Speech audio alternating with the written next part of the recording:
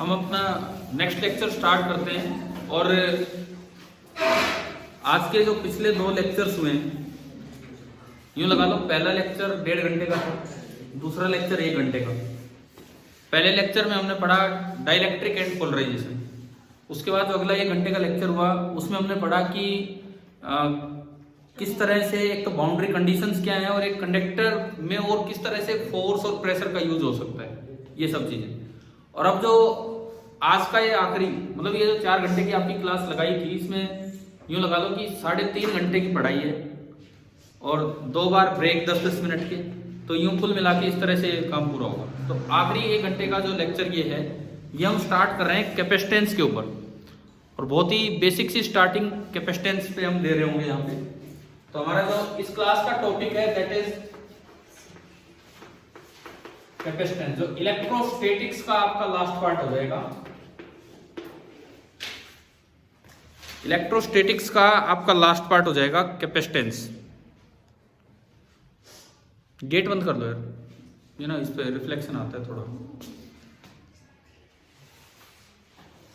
देखिए कैपेसिटर उस अरेंजमेंट को बोलते हैं और कैपेसिटेंस उसकी एक प्रॉपर्टी होती है। कैपेसिटर अरेंजमेंट को बोलते हैं, कैपेसिटेंस उसकी प्रॉपर्टी होती है। तो पहला सवाल ये है कि कैपेसिटर कंडक्टर होता है कि नॉन कंडक्टर होता है?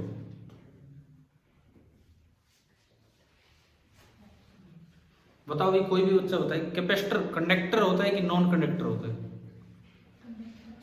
कैपेसिटर में जिनको प्लेट्स बोला जाता है, जो 2 मेन प्लेट्स होती हैं, वो कैसी होती हैं?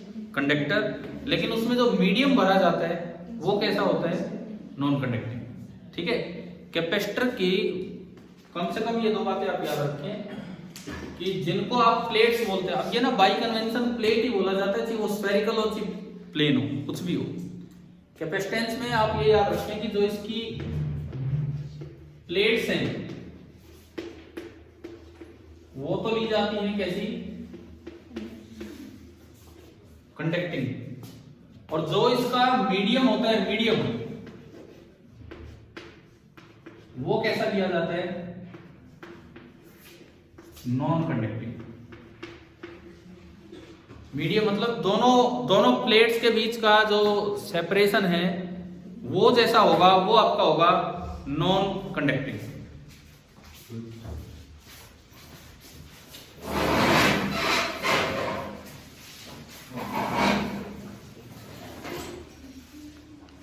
देखिए अब तो यहां पे आज की शुरुआत जो हम कर रहे हैं कैपेसिटेंस की, सबसे पहले 2-3 टर्म्स क्लियर होनी चाहिए बहुत ही। चार्ज ऑन ए कैपेसिटर का क्या मतलब है एंड पोटेंशियल ऑफ कैपेसिटर का क्या मतलब है, उसके बाद कैपेसिटेंस। तो मतलब आज की इस 1 घंटे की क्लास का टारगेट ये है, charge on capacitor, potential on capacitor and capacitance on capacitor, ये 3 चीजें हम डिफाइन कर पाए। एग्जाम्पल के साथ हम ले चले, क्योंकि इनमें ही बहुत भारी कंफ्यूजन रहता है।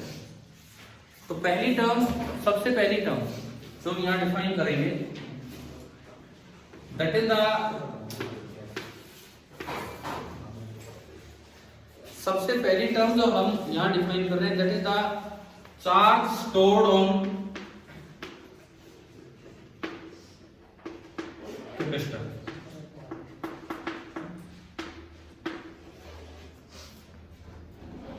इसका मतलब क्या होता है इस टर्म का, चार्ज स्टोर्ड ऑन कैपेसिटर का?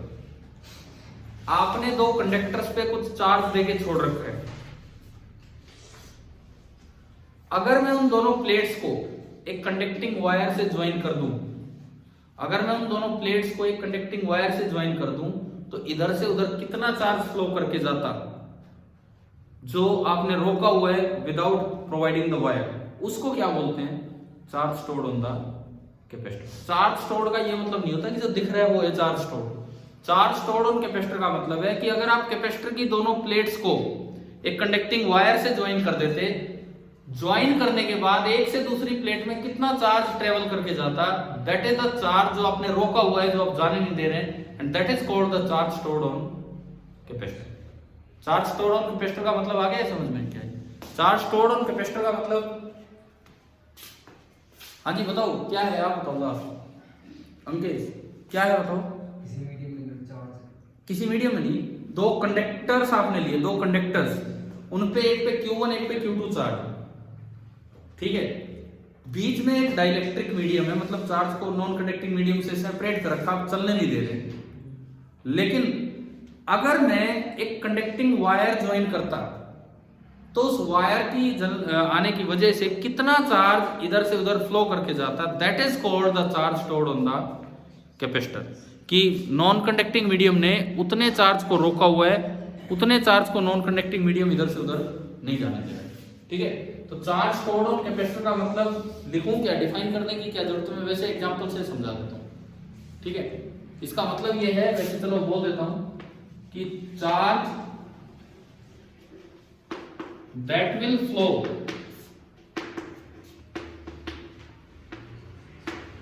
from one plate to another, that will flow from one plate to another when both the plates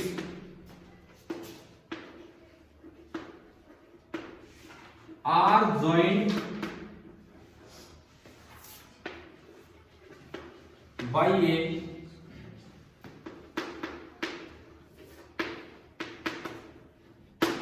conducting wire। ये होता है charge stored on a capacitor. समझ में आए? कोई एग्जांपल लेके एक बार देखते हैं, जस्टिफाई करते हैं कि क्या है चार्ज स्टोर्ड ऑन कैपेसिटर। जैसे फॉर एग्जाम्पल मैं कोई भी केस लेता हूं, मैंने दो स्फीयर्स ली, spherical shell, conducting spherical shell, ये मैंने यहां पे बोले हैं टू कंसंट्रिक कंडक्टिंग सेल्स। मान लो मैंने आउटर की अर्थिंग कर रखी है। अब पिछले पार्ट में अर्थिंग का शायद जिक्र हम नहीं कर पाए, भूल गए। अर्थिंग एक बार बता देता हूं। अर्थिंग करने का इतना सा मतलब है कि जिस पॉइंट की आपने अर्थिंग की है उसका पोटेंशियल अर्थ के पोटेंशियल के बराबर कर दिया, और अर्थ का पोटेंशियल हम कितना एज्यूम कर लेते हैं, 0। तो जिस पॉइंट की आपने अर्थिंग की है उसका पोटेंशियल 0 मान लिया, ठीक है। ये हमने एक अर्थिंग करके छोड़ दिया। इस तरह से दो प्लेट्स हैं। अब देखो, सपोज इस पे चार्ज होता Q1, आप Q1 Q2 भी ले सकते हैं, एक पे पॉजिटिव एक पे नेगेटिव भी ले सकते हैं, कैसा भी ले सकते हैं, मुझे नहीं पता। मैंने माना इस पे चार्ज है Q1 और इस पे चार्ज कितना है Q2, ये अरेंजमेंट है। आपसे पूछा जाए भाई ये कैपेसिटर है, कैपेसिटर तो है क्योंकि दो कंडक्टर है आसपास रखे हुए और बीच में एयर है, कुछ नहीं दिया तो बीच में एयर है, और एयर कैसा मीडियम है, डाइलेक्ट्रिक।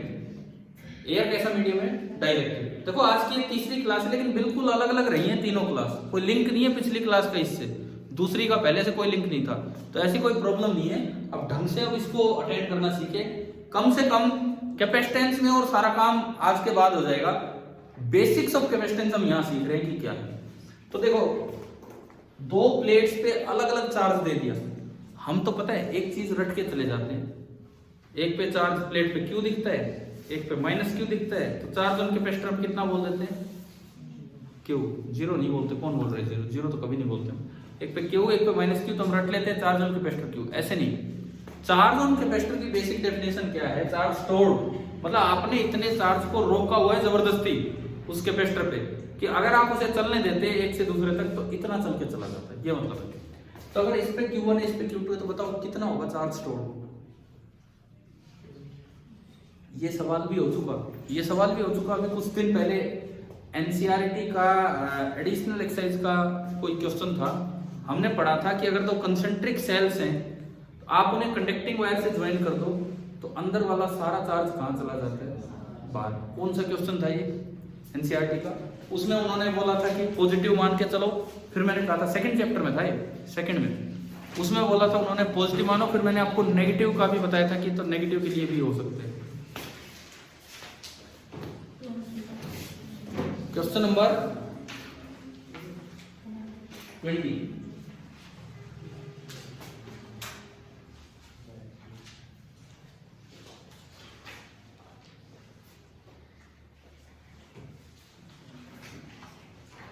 क्वेश्चन नंबर 36 था, पेज नंबर 92।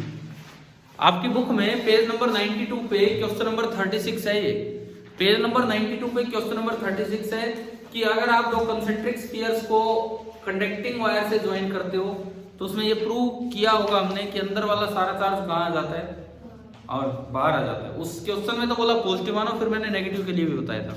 ठीक है, तो आप ये बताओ अगर मैं इनको ज्वाइन कर देता तो कितना चार्ज चल के जाता, कितना चार्ज चल के जाता, इसको बता दो देख के। ये है कैपेसिटर, ये ज्वाइन नहीं कर रखा, लेकिन अगर मैं इन्हें ज्वाइन कर देता तो जो क्वेश्चन नंबर कौन सा है 36 2.36 पेज नंबर 92 वो हमें बताता है कि अंदर वाला सारा का सारा चार्ज कहां चला जाएगा, बाहर चला जाएगा। तो बताओ आपने जबरदस्ती कितने चार्ज को रोका हुआ है, Q1 को या Q2 को, या इनका एवरेज लूं, क्या बताऊं। इस कैपेसिटर पे अभी चार्ज स्टोर कितना, Q1। ठीक है, कई बच्चे सोचते हैं चलो एवरेज ले लेते हैं, 2 में दे दिया तो एवरेज कुछ नहीं है भाई। अगर आप ज्वाइन करते तो कितना चार्ज चल के जाता, क्वेश्चन नंबर 36 में हम प्रूव कर चुके हैं कि अंदर जितना भी हो सारा चल के जाता। तो अगर मैं यहां लिखूं तो चार्ज स्टोर्ड,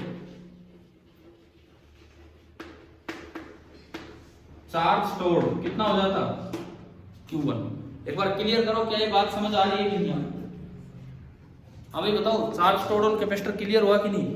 अगर ये कैपेसिटर आ जाए तो इस पे चार्ज स्टोर्ड Q1 है और कुछ नहीं। वही क्वेश्चन नंबर 36 को इस तरीके से भी हम पूछ सकते हैं कैपेसिटर वाला। क्या ये बात क्लियर होगी।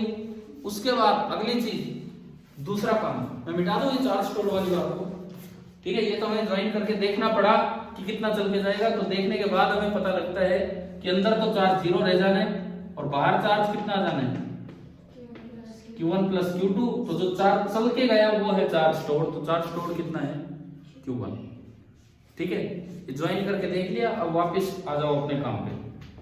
हटाओ, ये ज्वाइन नहीं करना है, वो तो बस देखने के लिए था कि कितना चार्ज स्टोर्ड है।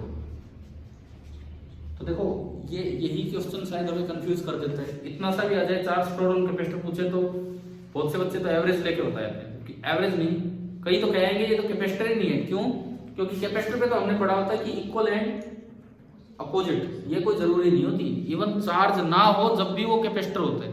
एक वायर है, उसकी कुछ रेजिस्टेंस है 2 ओम, क्या करंट फ्लो करे तभी वो रजिस्टर है, या करंट फ्लो ना करे जब भी वो रजिस्टर है, तब भी वो रजिस्टर होगा। तो ऐसी चार्ज स्टोर हो या ना हो, वो तो ये अरेंजमेंट है, तो ये कैपेसिटर है। तो अगर कैसा भी चार्ज दो, चार्ज स्टोर पूछा जाए तो ये यहाँ पे हमने निकाल लिया, कितना आ गया Q1। पहला पॉइंट आया समझ में। अब दूसरा पॉइंट, सेकंड पॉइंट हम देखें, voltage on capacitor.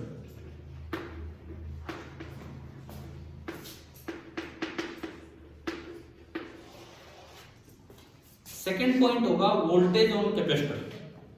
Voltage on capacitor का क्या मतलब है।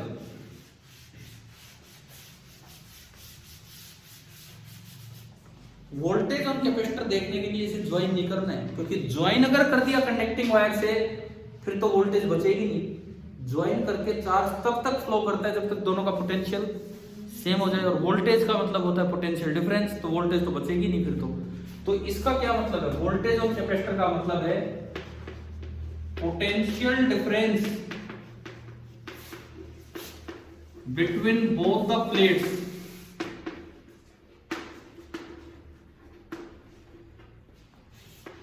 when they are separated by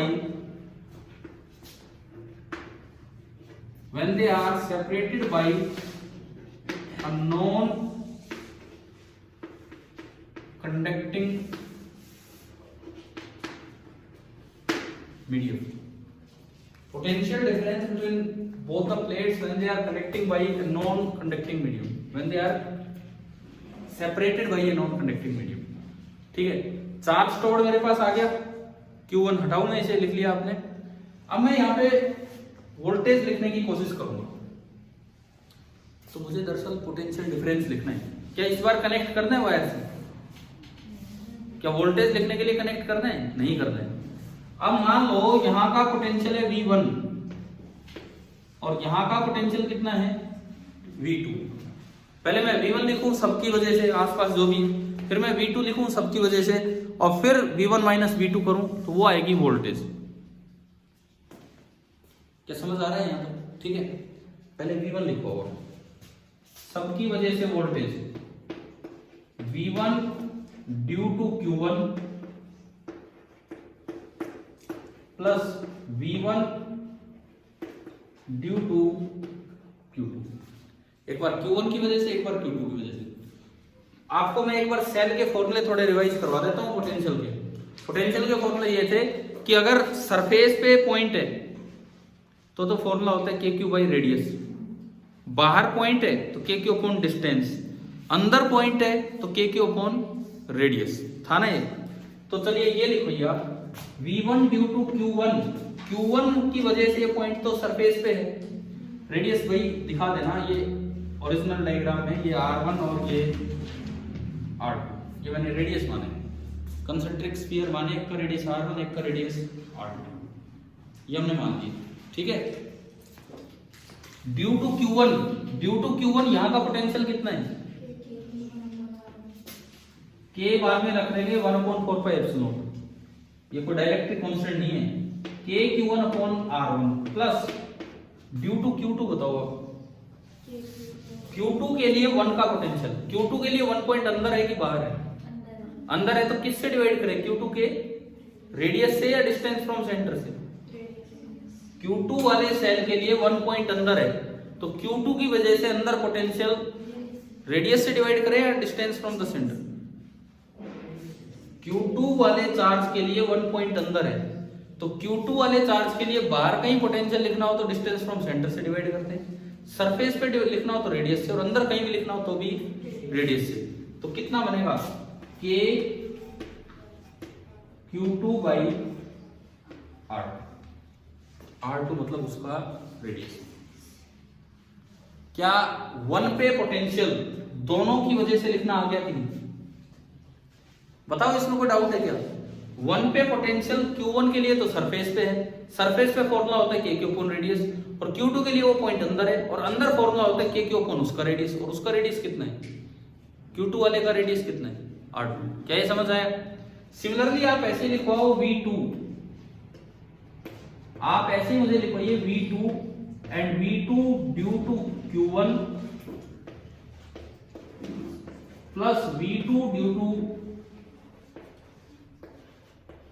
Q2, ये दोनों काम लिखने हैं मुझे, एक बार ड्यू टू Q1 और एक बार ड्यू टू Q2, एक एक करके लिखने हैं।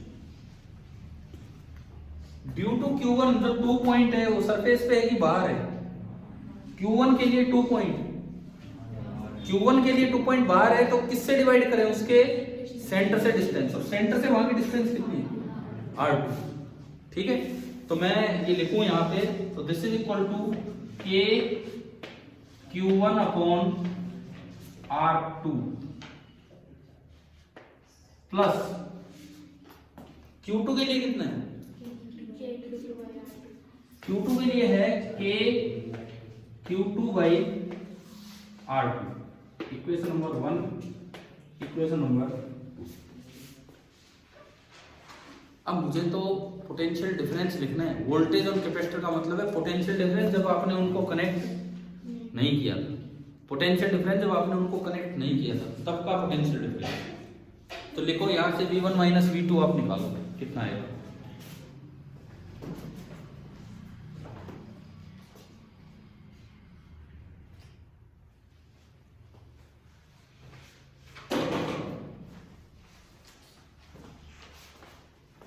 V1 माइनस V2 आप निकालिए। अभी मैं इसका यूज नहीं ले रहा हूँ, अर्थिंग का मैं हटा रहा हूँ इसको, कोई नहीं, आपने बना रखी पड़ी रहने दो, अभी हम उसका यूज नहीं कर रहे।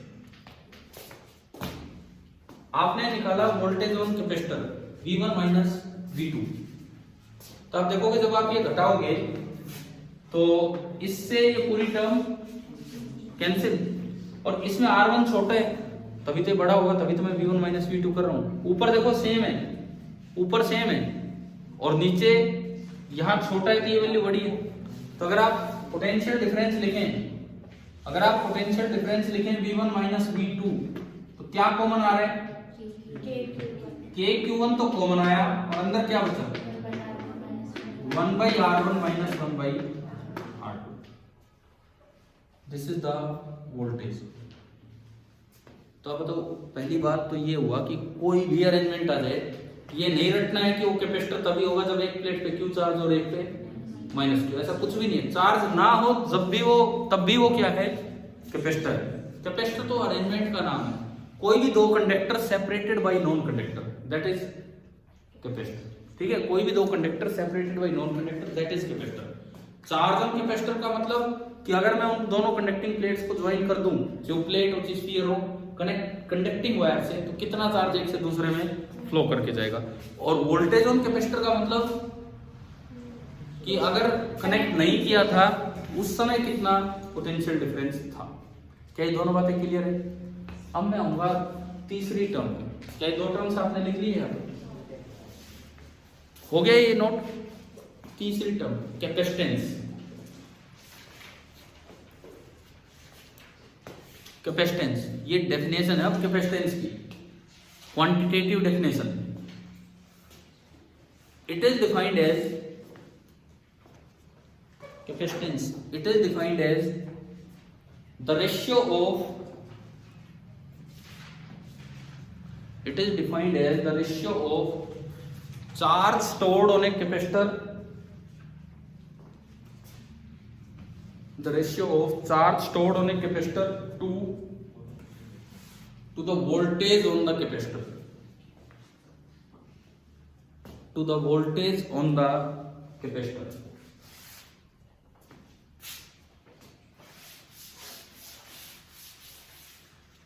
देखो, एक बड़ी जनरल सी डेफिनेशन कैपेसिटेंस, जैसे रेजिस्टेंस को कभी डिफाइन कर दें, हम आगे चलेंगे अगले चैप्टर में तब, तो R हमेशा होता है V/I।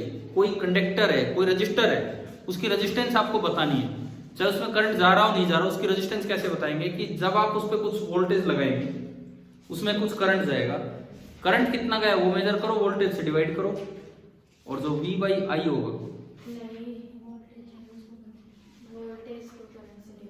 V/I क्या बोल रहा हूँ तुम्हें? अभी तो मैं शायद लास्ट में तो V/I बोला। हाँ ठीक है। जो V/I होगा, वोल्टेज अपॉन करंट, वही क्या होगा, उसका रेजिस्टेंस होगा। सिमिलरली आपको कैपेसिटेंस निकालनी हो, उस पर कुछ भी चार्ज दीजिए, चार्ज स्टोर निकालिए, कैसे निकालना समझ आ गया। कनेक्ट करने से पहले वोल्टेज देखें, वो समझ आ गया। और लास्ट जो C होगा, C that is equal to charge stored divided by voltage. ये दरअसल कैपेसिटेंस की डेफिनेशन है। और अगर इसकी SI यूनिट की बात करूं, चार्ज की यूनिट क्या होती है?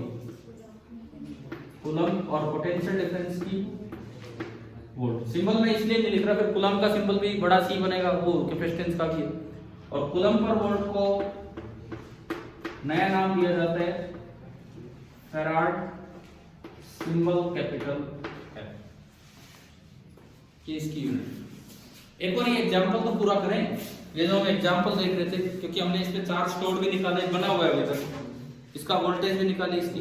तो अगर मैं इस एग्जांपल की बात करूं तो C फॉर कंसेंट्रिक स्फीयर्स,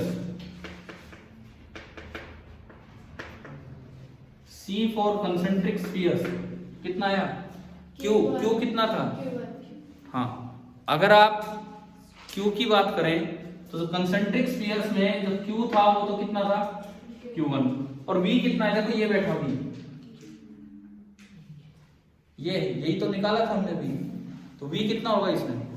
आप इससे सिंपली डिवाइड कर दो। V आपका था ये जो मैंने यहां लिखा है KQ1 अपॉन दिस थिंग, तो KQ1। और जब आप इसका एलसीएम लेंगे R1 R2, और ऊपर क्या है? R2 minus R1। तो ये तो R2 माइनस R1, और ऊपर आया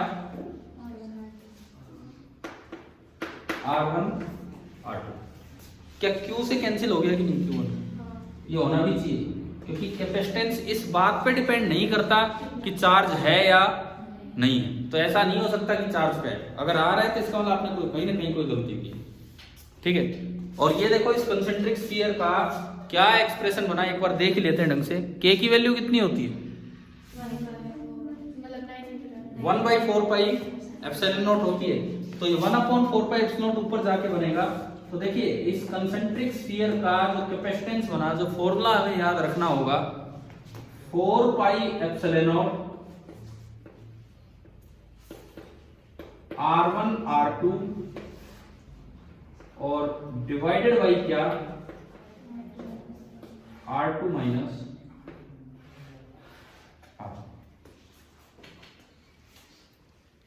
तो हमने शुरुआत पैरेलल प्लेट से नहीं की, हमने तो शुरुआत जनरल कैपेसिटर से की, स्फेरिकल से, कि क्योंकि पैरेलल प्लेट में क्या हम सीधा रट के चल पड़ते हैं भाई, एक पे क्यू एक पे माइनस क्यू, बिना लॉजिक हम याद करते रहते हैं कि चार्ज और कैपेसिटर क्यू है, और कोई जीरो बोल रहा है तो गलत बोल रहे हैं, फिर तो आपने टोटल, फिर तो अगर आप उसको जीरो बोलते हो तो इस पे टोटल चार्ज आप कितना बोल दोगे, Q1 प्लस Q2, जबकि charge stored Q1 plus Q2 नहीं बोला जाएगा। ठीक है, क्या ये फॉर्मूला याद कर रखा था हमने? ठीक है, अब इस पे बेस्ड डायरेक्ट क्वेश्चन देखो, 3 सवाल तो ये हो गए, इसी पे चार्ज स्टोर्ड पूछ ले, इसी पे वोल्टेज पूछ ले, और उससे कैपेसिटेंस पूछ ले। और अब देखिए इसके ऊपर जो आपका क्वेश्चन है, NCERT page number 90 question number 29, देखो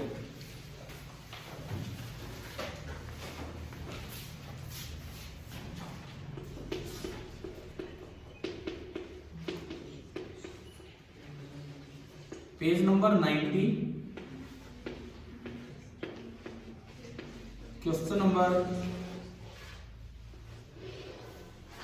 29, एक बार नजर डालें उस पर।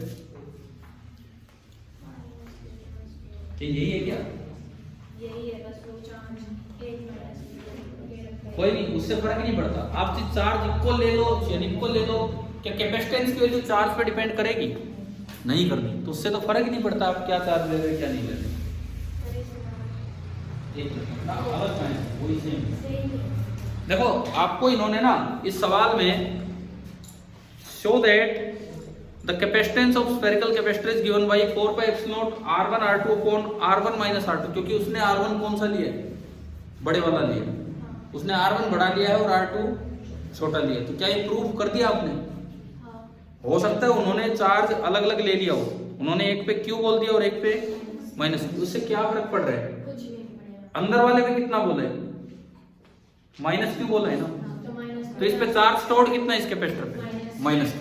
इस कैपेसिटर पे जो चार्ज स्टोर्ड है वो माइनस Q, वो उसके अकॉर्डिंग हो गया ना, वो समझ में आ रहा है, वो जैसे अभी हुआ कर लोगे। ये तो मैंने तो जनरलाइज कर दिया इसी सवाल को, तो ये जो जो पार्ट आपने किया क्वेश्चन नंबर 2.29 को ही आपने जनरलाइज करके किया, और ये लाने के बाद बस यही था। लो हो गया फिगर क्वेश्चन नंबर 2.29। अब देखो जरूरी थोड़ी है कि एक कंसेंट्रिक ही हो स्फीयर, ऐसा भी तो हो सकता है दूर दूर हो भाई, जरूर थोड़ी है स्फीयर कंसेंट्रिक ही हो, ऐसा भी हो सकता है दूर दूर हो। ये तो हमने क्वेश्चन नंबर 2.29 देख लिया। ठीक है, मैं जानबूझ के Q और माइनस Q नहीं ले रहा हूं, क्योंकि दिमाग में फिर वो इमेज बैठ जाती है, तो हम Q1 Q2 से कर देते हैं। आंसर जो भी आएगा कैपेसिटेंस का चार्ज से इंडिपेंडेंट आएगा। अगला सवाल, अगला एग्जांपल ले रहे हैं जैसे अभी लिया उस पर, इस बार मैं ना इनको दूर दूर कर देता हूं, मिटा दो भाई, ये क्लियर हो गया ना सभी को।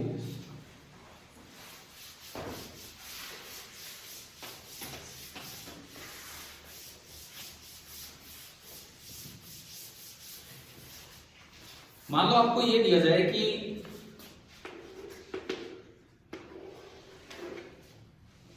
एक ये कंडक्टर है, कंडक्टर पे जो भी चार्ज दोगे अपने आप को आउटर सरफेस पे जाएगा, रेडियस इसका R1 है और चार्ज इस पे स्टोर्ड है Q1, इस पे एक और स्फीयर है, रेडियस इसका R2 है, चार्ज है Q2, और इनके बीच की जो डिस्टेंस है वो काफी ज्यादा है। ठीक है, आपको वही 3 चीजें निकालनी है। ये कैपेसिटर है क्योंकि 2 कंडक्टर है और बीच में एयर है, एयर एक नॉन कंडक्टर है, तो कैपेसिटर है। वही 3 चीजें क्या क्या, इस पे चार्ज स्टोर्ड, कोई एवरेज वैल्यू लेने वाला काम मत कर देना, इस पे वोल्टेज कितनी है, एंड देन इसका कैपेसिटेंस जो चार्ज से इंडिपेंडेंट आना चाहिए।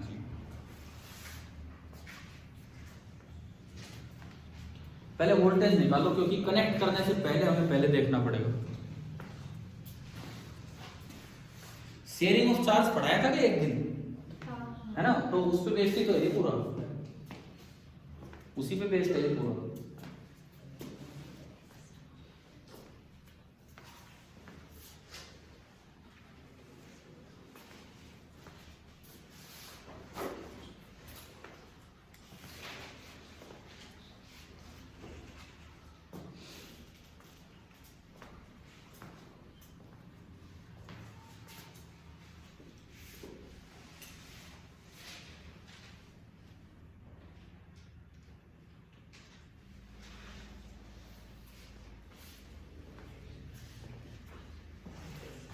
जो आपने शेयरिंग ऑफ चार्ज पढ़ा था उसी पे बेस्ड है पूरा।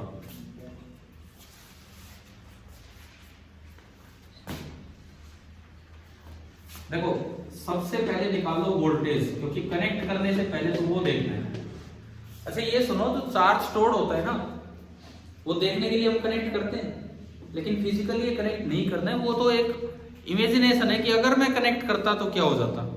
समझ गए हो? कैपेसिटेंस ये तब है जब इसको कनेक्ट नहीं किया हुआ है, क्योंकि सेपरेटेड बाय नोन। वो तो एक इमेजिनेशन है कि भाई क्यों होना। तो पहले आप वोल्टेज निकाल लो V। मान लो इस वक्त यहां की वोल्टेज है V1 और यहां की वोल्टेज कितनी है V2। तो वोल्टेज का तो मतलब होगा दोनों का पोटेंशियल डिफरेंस, जब बीच में कौन है, बीच में कौन है एयर, कोई कंडक्टिंग मीडियम नहीं है। तो मैं एक बार V1 लिखूं, V1 खुद की वजह से और V1 उसकी वजह से, सब की वजह से लिखना होता है। खुद की वजह से तो कितना होगा KQ1 बाई R1, और दूसरे की वजह से 0। क्यों 0? नहीं तो उसकी दूरी से, सेंटर से डिस्टेंस से डिवाइड करते, पर वो वेरी लार्ज है। ठीक है, ऐसे ही V2 कितना होगा, V2 KQ2 बाई R2 तो खुद की वजह से और Q1 की वजह से 0। समझ आ रहा है? तो हमने K कॉमन निकाल लिया और ये अंदर बचा Q1 by R1 minus Q2 by R2। अब दूसरा स्टेप,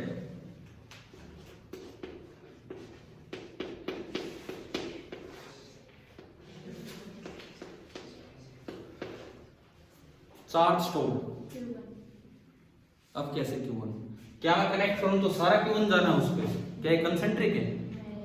फिर शेयरिंग ऑफ चार्ज हमने पढ़ा था कभी, उसमें यही तो देखा था कि कितना चार्ज फ्लो करके जाता है। चार्ज तब तक फ्लो करता रहता है जब तक फाइनल पोटेंशियल सेम ना हो जाए। और उसमें हमने एक रिजल्ट भी निकाल लिया था कि फाइनली जो चार्ज होता है वो direct ratio of resistance radius में डिवाइड होता है। चार्ज डेंसिटी जो होती है वो इनवर्स रेशियो में डिवाइड होती है। पता है ये शेयरिंग ऑफ चार्ज वाला काम है ना। इसे अगर किसी ने नहीं अटेंड किया तो इससे पीछे वाले लेक्चर्स जो भी है अपनी कॉपी में या इस पे प्लेलिस्ट में उसमें देखना जैसे भी है। तो देखो फाइनल चार्ज कैसे होगा आप सुनिए। मान लो मैंने इसको ज्वाइन किया, जो करना नहीं है अगर कैपेसिटर रखना है तो वो निकालने के लिए मैंने ज्वाइन किया। हमने कहा चार्ज कितना चल के गया Q। अगर Q चार्ज चल के गया तो चार्ज स्टोर्ड Q होगा। तो अगर Q चार्ज चल के गया तो इस पे कितना बचा Q1 माइनस Q, और इस पे कितना बचा Q2 प्लस Q। क्या आपको वो रिजल्ट याद है कि final charges direct ratio of radius में डिवाइड होते हैं? किसी को नहीं याद तो कैसे निकालते हैं फाइनल चार्ज? फाइनली एक तो पोटेंशियल इक्वेट कर दो और एक फाइनली जो टोटल चार्ज था वही इनिशियल, इस तरह निकालते है ना। तो मैं सीधा चलूं तो मैंने रेशियो दिया Q1 minus Q upon Q2 plus Q, that is direct ratio of radius R1 by R2। यहां से Q निकाल दो कितना आएगा। मैं इस वोल्टेज वाले को थोड़ा आगे बढ़ा दूं, K एलसीएम R1 R2 और ऊपर आया Q1 R2 minus Q2 R1। आप यहां से क्रॉस मल्टीप्लाई करके Q निकाल लीजिए कितना होगा।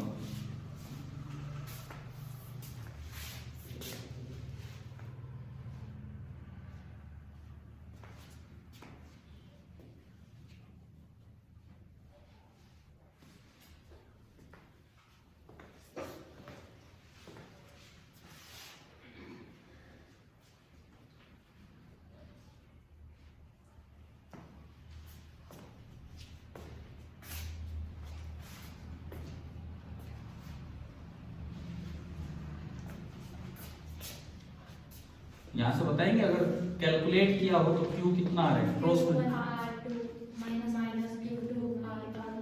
Q1 R2 minus Q2 R1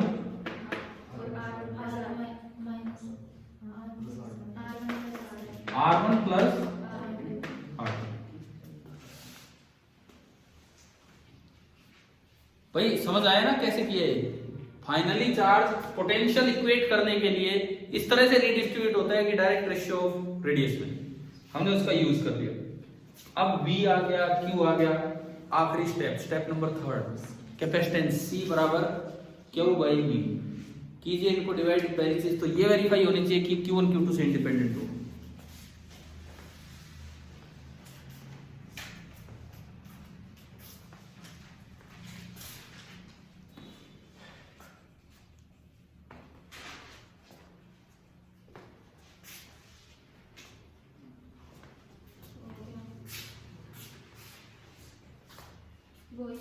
नहीं प्लस आ रहा है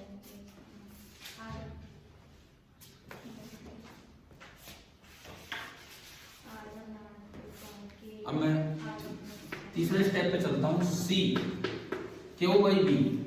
तो जब आप Q बाई V करेंगे तो क्या ये पूरा डिनोमिनेटर न्यूमरेटर इसके न्यूमरेटर से कैंसिल हो रहा है। Q बाई V करेंगे तो Q में तो बचा 1 बाई R1 प्लस R2, यानी कि इसके नीचे तो रहेगा R1 प्लस R2 और बाई V ऊपर R1 V आपका है K बाई R1 R2। तो R1 R2 ऊपर गया, K नीचे रह जाएगा और K खुद होता है 1/4 पाई एप्सिलॉन नॉट। तो ये कितना आया 4 pi epsilon not R1 R2 upon, again वही है रेडियस पे डिपेंड कर रहा है, कहीं भी चार्ज आया ही नहीं है तो चाहिए आप Q और माइनस Q ले लो और चीज तरह से। एक बात क्लियर हो रही है? मैं थोड़ा आज की शुरुआत में जानबूझ के पैरेलल प्लेट नहीं ले रहा हूँ क्योंकि दिमाग में बैठा ही वो होता है कैपेसिटर के तौर पे।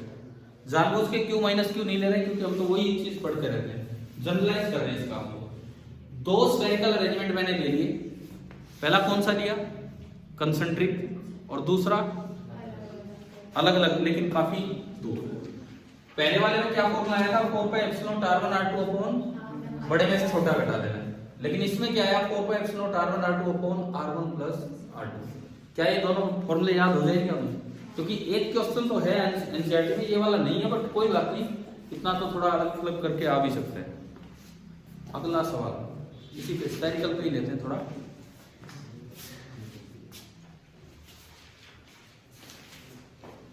Find the capacitance of an isolated sphere, an isolated spherical conductor of radius r, capital R plus।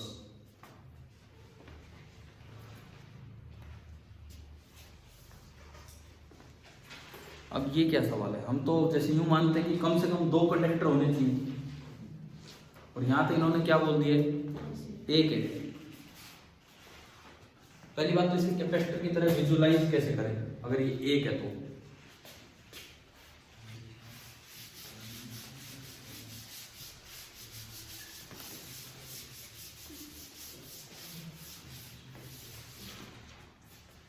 इसे कैपेसिटर की तरह विजुलाइज कैसे करें अगर ये एक है तो?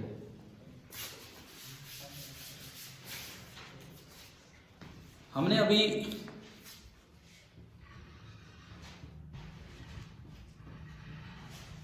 जैसे ये किया था,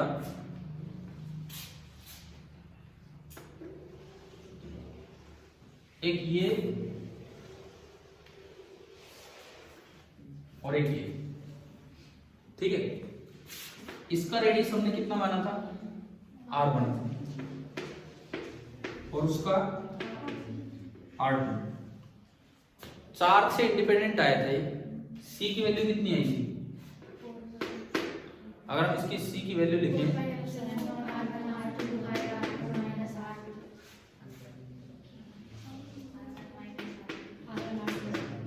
आगे हो R1 माइनस R2 बड़े में से छोटा घटाना है। बड़ा कौन है यहाँ? यहाँ R2 माइनस R1, जो बड़ा है इसमें से छोटा करना है, R2 माइनस R1 एक पॉजिटिव वैल्यू होती है कैपेसिटेंस, ये लिखा था अभी। अगर आप R2 टेंड्स टू इंफिनिटी कर दें एंड R1 बराबर R ले लें, तो क्या ये आइसोलेटेड स्फीयर नहीं बन जाएगा? आइसोलेटेड स्फीयर का क्या मतलब है कि इसके आसपास कोई नहीं है। तो अगर आप R2 टेंड्स टू इंफिनिटी कर दें तो मतलब कुछ है ही नहीं आसपास, और R1 R कर दें तो क्या ये हमारा ये सवाल बन गया कि नहीं? ठीक है, लेकिन अब इसमें दिक्कत क्या है, इस अरेंजमेंट में एज इट इज अगर आप रखोगे तो R1 R2 भी इंफिनिटी हो जाएगा, क्योंकि R इंटू इंफिनिटी क्या होता है? इंफिनिटी। और R2 माइनस R1 इंफिनिटी में से छोटा सा घटाओगे तो भी कितना होगा? इंफिनिटी। ऊपर भी इंफिनिटी नीचे भी इंफिनिटी, ये एक इनडिटरमिनेट फॉर्म होती है। इंफिनिटी अपॉन इंफिनिटी काट के वन मत कर देना, वो तो मतलब वो हमें पता नहीं उसकी वैल्यू क्या है। तो इसको थोड़ा सा रीअरेंज करें ताकि हम ये चीजें इसमें लिख पाए। आप क्या करो, ऊपर नीचे R1 R2 से डिवाइड कर दो। ऊपर नीचे अगर मैंने R1 R2 से डिवाइड किया तो ये ऊपर क्या बचा? 4 पाई एप्सिलॉन नॉट।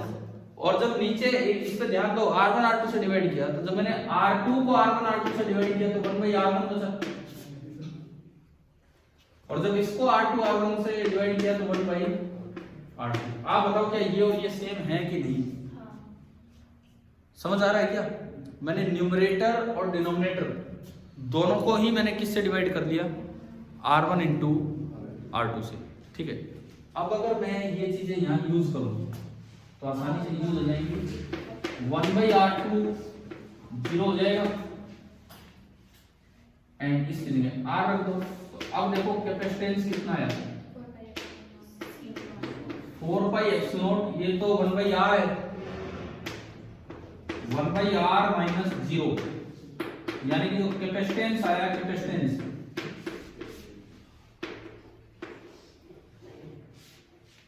कितना आया? 4 pi epsilon not into R। समझ आया कि नहीं आया? यानी कि अगर आइसोलेटेड वाला भी आए तो इसी का सब पार्ट है, जो आपने पहला पार्ट लिया था उसी का एक सब पार्ट है, और वो आ गया 4 pi epsilon not into R। Clear हो गया? अच्छा, उसको देखने का दूसरा तरीका, ये तो ठीक है, ये रिजल्ट्स वही, ये फॉर्मूले याद होने चाहिए तीनों केमिस्ट्री के। 3 अरेंजमेंट आ चुकी है, तीनों के फॉर्मूले याद हो जाने चाहिए। पता नहीं किस पे सवाल बन के आ जाए। तो हमने शुरुआत थोड़ी स्फेरिकल से कर दी, क्योंकि एनसीईआरटी में सवाल स्फेरिकल पे नहीं सिलेंड्रिकल पे भी है। एक्सरसाइज में सिलेंड्रिकल पे भी है, उस पे भी आएंगे, और फिर हम पैरेलल प्लेट पे चलेंगे मेनली। लेकिन पहले स्फेरिकल वाला पार्ट थोड़ा देख लेते हैं, और फिर मीडियम इंसर्ट करने वाला। अभी तो मैं मीडियम इंसर्ट नहीं कर रहा हूं इनमें, केवल एयर मान के चल रहे हैं। इसको और दूसरे तरीके से कैसे देखा जाता है इसी फॉर्मूले को, ये 4 पाई एप्सिलॉन R। भाई वो तो हमने क्या किया, आइसोलेटेड स्फीयर से पहले कंसेंट्रिक वाला कर रखा था, तो हम उसको स्पेशल केस बना के देख लाए। अगर ऐसे ना देखा जाता तो इसको किस तरह से विजुलाइज करते हैं, अब मैं उस पर आता हूं। अच्छा, आप इसको उस फॉर्मूले से भी ला सकते थे, दूसरे से। एक और तरीका बताता हूं, फिर मैं तीसरे पे आऊंगा। दूसरा तरीका,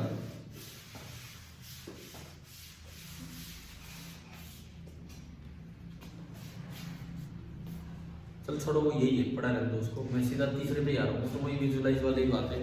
अगर आप इसे 2 स्फीयर की तरह देखते ही ना, अगर आप इसे 2 स्फीयर की तरह देखते ही ना, और केवल एक आइसोलेटेड कंडक्टर है जिसका रेडियस कितना है? R। ठीक है, तो इसमें देखो, स्टेप फर्स्ट, आप इस पे चार्ज मान लो, कुछ भी चार्ज मान लो। भाई इस पे चार्ज कितना दे रखे हैं? क्यों दे रखे हैं? तो इस पे चार्ज स्टोर्ड कैसे लिखें हम? इस पे चार्ज स्टोर्ड कैसे लिखें? तरीका सुनो, अगर 2 प्लेट होती तो चार्ज स्टोर्ड कैसे निकालते हैं? एक से दूसरे को ज्वाइन करने पे कितना चार्ज एक से दूसरे पे फ्लो करके जा रहा है। अगर आइसोलेटेड हो तो किससे ज्वाइन करूं मैं? आइसोलेटेड हो तो मैं किससे ज्वाइन करूं ताकि मैं चार्ज स्टोर्ड निकाल पाऊं?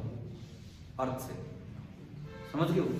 अगर आइसोलेटेड है, मुझे चार्ज स्टोर्ड निकालना है, तो आप इसका कनेक्शन किससे कर दीजिए, धरती से। धरती से कनेक्शन करने पे कितना चार्ज जाना था, ये पूरा जाना था, क्योंकि धरती का तो एक काम होता है कि यहाँ का पोटेंशियल कितना बना दे, अर्थ का तो एक ही काम होता है कि यहाँ का पोटेंशियल कितना बनाना, 0। और वैसे जब तक चार्ज रहेगा यहाँ का पोटेंशियल रहेगा Q/R, तो पोटेंशियल 0 बनाने के लिए कितना चार्ज जाना पड़ेगा धरती में, Q। तो जो चार्ज ट्रांसफर्ड है वही चार्ज स्टोर्ड होगा। तो चार्ज स्टोर्ड पूरा कितना हो गया, Q। अरे ढंग से क्लियर करो, अगर दो कंडक्टर हैं तो एक से दूसरे को ज्वाइन करने पे कंडक्टिंग वायर से कितना चार्ज फ्लो करे, वो है चार्ज स्टोर्ड। अकेला है तो उसको धरती से ज्वाइन करने पे कितना चार्ज फ्लो करे, और धरती कब तक चार्ज फ्लो करवाएगी, जब तक उस जगह का पोटेंशियल कितना कर देगी, 0। ये हो गया चार्ज स्टोर्ड। उसके बाद दूसरा स्टेप क्या निकालना होता है, पोटेंशियल। स्टेप सेकंड, चाहे उसे स्टेप फर्स्ट बना लो, पोटेंशियल अगर दो कंडक्टर होते तो दोनों के बीच का पोटेंशियल डिफरेंस हो जाता बिना ज्वाइन किए, ठीक है, वो वोल्टेज हो जाती। अभी किससे ज्वाइन करें, अभी किससे कंपेयर करें, अर्थ से, बिना ज्वाइन किए। ज्वाइन करने के बाद तो 0 ज्वाइन करने के बाद तो ये भी 0 वो भी 0। अब ज्वाइन करने से पहले की बात है, अब अर्थ को हटाओ, ज्वाइन करने से पहले इसकी सरफेस पे कितना पोटेंशियल, KQ/R, और अर्थ का कितना है, 0। तो डिफरेंस कितना हो गया, KQ/R। समझ रहे हो ना, समझ रहे हो किस तरह से दूसरा अर्थ मानते हो, तो जो V होगा वो कितना होगा, KQ/R। अब आपका आएगा स्टेप नंबर 3। क्या करना होगा, capacitance is equal to Q/V। Q की वैल्यू तो Q ही थी इस केस में, और V की वैल्यू है KQ/R। Q से Q गया, K कितना होता है, 1/4πε, तो ऊपर गया। तो क्या यही फॉर्मूला वहां पे आया था कि स्पेशल केस होना, उससे ज्यादा बेटर तरीका तो ये है, क्योंकि इसमें बड़ा क्लियर हो रहा है कि दूसरा कहां है, वो अर्थ है।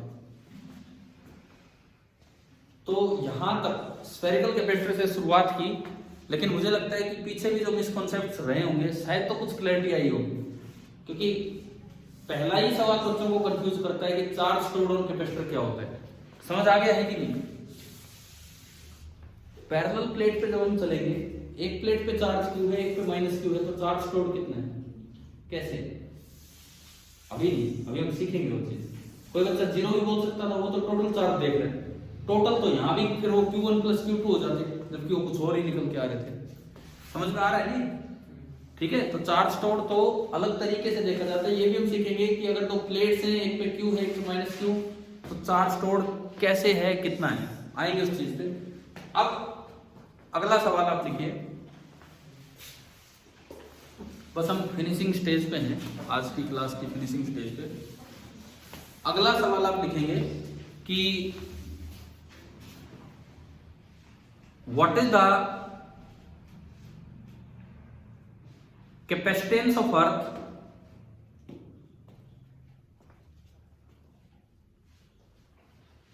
assuming it to be a radius of, assuming it to be a sphere of, assuming it to be a sphere of radius 6400 kilometre, assuming it to be a sphere of radius 6400 kilometre. पहले तो ये बताओ अर्थ capacitor कैसे है, क्या अर्थ conductor है, क्या अर्थ conductor है, बिल्कुल है। अर्थ इंसुलेटर नहीं है, अर्थ इंसुलेटर नहीं है, समझ गए हो ना। अर्थ तो एक बहुत खतरनाक कंडक्टर है। अक्सर ये कई बार जैसे करंट लग जाता है, सिंगल वायर से भी करंट लग जाता है, तो इसलिए कि दूसरा पार्ट हमारा कहाँ पे होता है, अर्थ पे होता है, इस वजह से, ठीक है। पक्षियों को करंट नहीं लगता, हवा में होते क्योंकि वो एक ही वायर पे रहते हैं, अर्थ से वो कनेक्ट नहीं होता। वो अगर दोनों पे आए तो जाके करंट लगेगा। ये थे ना आपके सवाल भी थे इसमें, हाँ। तो अर्थ तो कंडक्टर है, इसलिए वो कैपेसिटर है। तो अब बताओ अर्थ का डायरेक्ट फॉर्मूला लगाना है। अरे अर्थ, अकेली अर्थ दी है तो एक आइसोलेटेड वाला फॉर्मूला हम लगा दें, आप लगाइए फॉर्मूला। एप्सिलॉन नॉट की वैल्यू मत रखना, हम के की वैल्यू जानते हैं तो उससे डायरेक्ट 4 पाई एप्सिलॉन नॉट की वैल्यू रखना, वैसे तो कैलकुलेशन बड़ी हो जाएगी।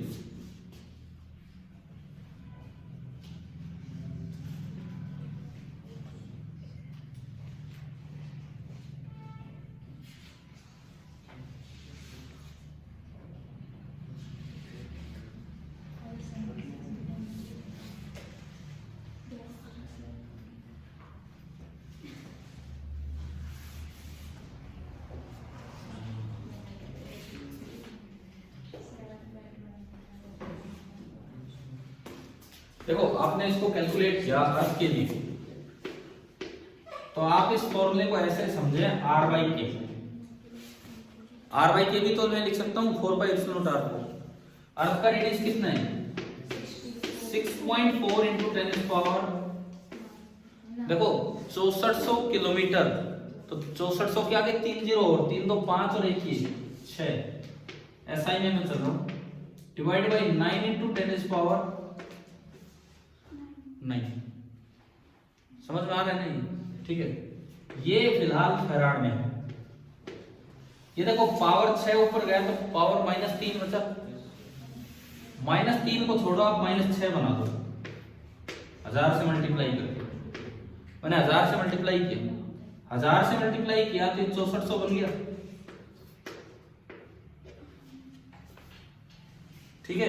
अब मैं इसको डिवाइड करता हूं, 9 7 63, 10 1 10 1, छोड़ो अब इसको, और मैं इसको लिख सकता हूं माइक्रो। तो कैपेसिटेंस ऑफ अर्थ की वैल्यू भी हमें याद रखनी होती है। कैपेसिटेंस ऑफ अर्थ की वैल्यू होती है कितनी 711 माइक्रोफैराड, अगर आप उसे एक स्फीयर की तरह माने तो, ठीक है। अब कैपेसिटर का काम क्या है, जैसे रजिस्टर हम पढ़ेंगे आगे, तो रजिस्टर का काम है करंट को अपोज करना, कैपेसिटर का काम होता है चार्ज को स्टोर करना। दरअसल काम ही ये है कि चार्ज स्टोरेज ही उसका काम है, कि अगर मैं कंडक्टिंग वायर दे देता तो चार्ज इधर से उधर निकल लेता, लेकिन इसने चार्ज को स्टोर करके दिखाया है। और इसकी बड़ी मेडिकल एप्लीकेशंस भी, मोबाइल आईसीयू जो होते हैं, मोबाइल आईसीयू मतलब आईसीयू एक तो हॉस्पिटल में होता है, एक एम्बुलेंस में होता है। अरे यार एम्बुलेंस में भी तो आईसीयू बनने लग गया अब। मोबाइल आईसीयूज जो होते हैं उनमें अब किसी खतरनाक मतलब पेशेंट है इस तरह से कि डेथ भी हो सकती है, तो वहां पे ना ऐसे हाथ की तरह बने होते हैं। देखो बहुत ज्यादा तो मुझे नहीं पता है, मैं इस लाइन में नहीं हूँ, लेकिन इस तरह के कुछ अरेंजमेंट होते हैं। कैपेसिटर प्लेट्स होती है, उन पर कुछ चार्ज स्टोर होता है, उस चार्ज स्टोर के जरिए वो एनर्जी को स्टोर कर लेती है, हम पढ़ेंगे आगे। तो जैसे ही पेशेंट एकदम से मतलब उसको झटका सा देना, तो वो प्लेट्स उस पर रखी जाती हैं ताकि अचानक से उसमें वही, ताकि सांस रुके तो आए कम से कम। इस तरह का कुछ होता है, और बहुत डिटेल तो मेरे पास भी नहीं है जो भी इसका यूज करते हैं, लेकिन इस तरह से ये चीजें यूज होती है। अब आप यूं बताओ, क्या कैपेसिटर की 3 बेसिक काम समझ आ गए? Charge store, voltage and potential, ना सॉरी कैपेसिटेंस। वोल्टेज पहले निकालो, वो ज्यादा बेटर है बिना कनेक्ट किए। चार्ज स्टोर कैसे, वो एक इमेजिनेशन है कि अगर मैं कनेक्ट कर देता तो क्या होता, कितना फ्लो करता, देन उनके रेशियो से ही आएगा। अब इसमें आपकी बुक में मैं पैरेलल प्लेट पे जाने से पहले, क्योंकि डिटेल में तो पैरेलल प्लेट पे ही चलना होगा, एक और सवाल है सिलेंड्रिकल पे, उसी में एक्सरसाइज में देखते हैं हम क्वेश्चन नंबर 32। मैंने 29 करवा दिया, 29 के बाद 30 भी हो जाएगा। अभी हम नहीं जा रहे उस पर, क्यों नहीं जा रहे, क्योंकि उसमें मीडियम डाला गया है। 29 पे भी एक 30 है, मीडियम डालने वाला काम एक बार फिर करेंगे। पहले एक बार हम स्फेरिकल, सिलेंड्रिकल और पैरेलल प्लेट देखेंगे, फिर उसके बाद मीडियम डालने वाला काम करेंगे कि मीडियम डाला जाए तो उससे क्या फर्क पड़ता है कैपेसिटेंस पे। तो देखो सिलेंड्रिकल पे बेस्ड जो आपका क्वेश्चन है वो है क्वेश्चन नंबर 32। देखिए बुक में पेज नंबर 91 पे आप देखो एक बार question number 32। A cylindrical capacitor has 2 coaxial cylinders of length 15 cm, radii 1.5 cm and 1.4 cm. Outer cylinder is earth and the inner cylinder is given a charge of 3.5 microcoulomb. Determine the capacitance and potential of inner. कुछ है ना उस तरह का ही, तो कल की शुरुआत जो होगी, अगली क्लास की जो शुरुआत हम करेंगे, पहले हम लेंगे सिलेंड्रिकल कैपेसिटर, जस्ट एक पार्ट और एक सवाल, एंड देन उसके बाद हम डिटेल में चलेंगे किस पे, पैरेलल प्लेट कैपेसिटर। ठीक है, अब मैं बस फिनिश कर रहा हूँ, जस्ट 2 मिनट और बात कर रहे हैं। बुक में कॉपी में कुछ लिखने की जरूरत नहीं है। देखो आज जो संडे को ये जो थोड़ा बड़ी क्लास लगाई गई थी, भाई चुप हो जाओ यार 2 मिनट, नहीं तो चले जाओ बाहर। इसमें 3 पार्ट्स में क्लास चली है। पहली जो क्लास हुई 1.5 घंटे की क्लास, जिसमें हमने एक ही चीज पढ़ी और जो तीनों में सबसे मुश्किल क्लास थी, क्योंकि उसमें मैथमेटिकल एक्सप्रेशंस बहुत आई हैं। कौन सी क्लास थी वो? डाइलेक्ट्रिक एंड पोलराइजेशन, ये पूरा। ठीक है, उसको थोड़ा ढंग से रिवाइज करना, उसको अच्छे से रिवाइज करना डाइलेक्ट्रिक एंड पोलराइजेशन को, क्योंकि मैंने आपको बताया अभी जो रिसेंट क्वेश्चन मेरे पास था एम्स 2018 में डायरेक्ट वो यूज हो रहे हैं। ससेप्टेबिलिटी को 2 तरीके से डिफाइन किया, वो देखना, क्लियर ना। और छोटे छोटे रिलेशन, पी रिलेट होता है सिग्मा पी से, डी रिलेट होता है फ्री चार्ज डेंसिटी से, डिस्प्लेसमेंट होता है क्या ये भी हमें पता होना चाहिए, एनसीईआरटी बुक में बड़े अच्छे से उन्होंने क्लियर कर रखा है। रोल ऑफ डी क्या है अगर आपको मीडियम में गॉस लॉ लगाना हो, बता दिया पूरा। ठीक है, अच्छा उसके बाद फिर जो एक 10 मिनट के ब्रेक के बाद हमारी जो दूसरी क्लास हुई, जो नियरली 1 घंटे या कुछ इतने टाइम की चली, उसमें हमने सीखा एक तो boundary conditions of electrostatic field क्या है। उसमें ये देखा हमने कि नॉर्मल कंपोनेंट में तो डिसकंटिन्यूटी आती है और टेंजेंशियल कंपोनेंट में कंटिन्यूटी, और उसको वेरीफाई भी करके देख लिया था कंडक्टर के लिए भी और वैसी लार्ज शीट के लिए भी।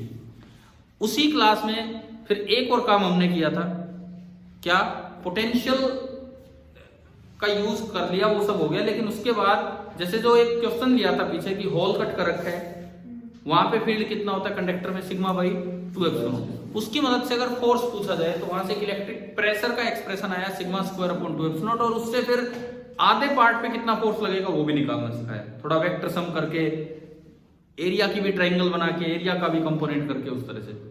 फिर जो ये जो प्रेजेंट क्लास अभी चल रही है, तीसरी क्लास, इसमें हमने क्या सीखा है, कैपेसिटेंस की शुरुआत की। किसी भारी भरकम टॉपिक पे नहीं गए, लेकिन कॉन्सेप्ट इतने अच्छे हैं कि कैपेसिटर पूरा बढ़िया हो, आप सभी ने पढ़ भी रखा होता पहले, तब भी आधी बार तो इनका मतलब ही नहीं पता होता कि चार्ज स्टोर क्या होता है और वोल्टेज क्या होती है।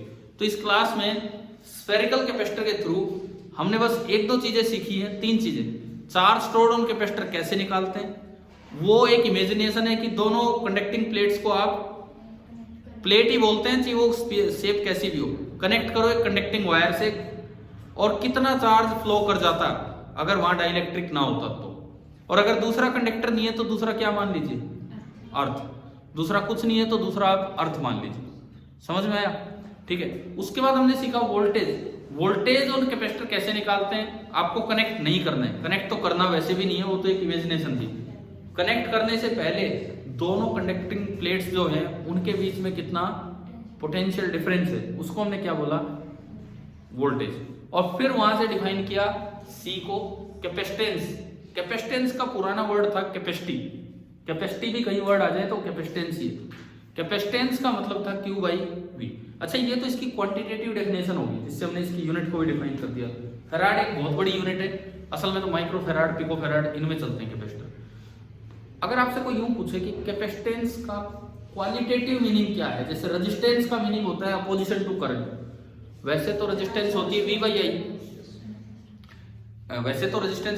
I, लेकिन उसका क्वालिटेटिव मीनिंग होता है अपोजिशन टू करंट। इंडक्टेंस का क्वालिटेटिव मीनिंग होता है opposition to change in current, पढ़ लेंगे हम आगे। इंडक्टेंस L, उसका क्वालिटेटिव मीनिंग होता है opposition to change in current. ऐसे ही कैपेसिटेंस का क्वालिटेटिव मीनिंग होता है कैपेसिटी टू स्टोर चार्ज।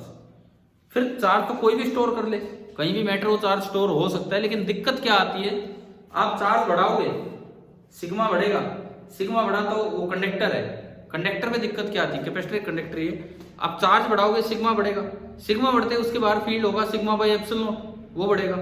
और अगर स्ट्रॉन्ग फील्ड हो जाता है तो एयर का ब्रेकडाउन हो जाता है, एयर का ब्रेकडाउन हो जाता है तो एयर कैसी बन जाती है, कंडक्टिंग, और वो चार्ज एयर में निकलने लग जाता है तो चार्ज स्टोर कर ही नहीं पाए। तो कैपेसिटर का प्रॉपर्टी ये है, कैपेसिटेंस का मतलब ये है कि बिना ब्रेकडाउन करवाए कितना चार्ज उस पर स्टोर कर सकते हो ताकि वो डाइलेक्ट्रिक भी रहे और ये चार्ज आगे ना चले। ठीक है, कैपेसिटेंस की अभी शुरुआत हुई, अगले 3-4 दिन हम ये पार्ट कर रहे होंगे।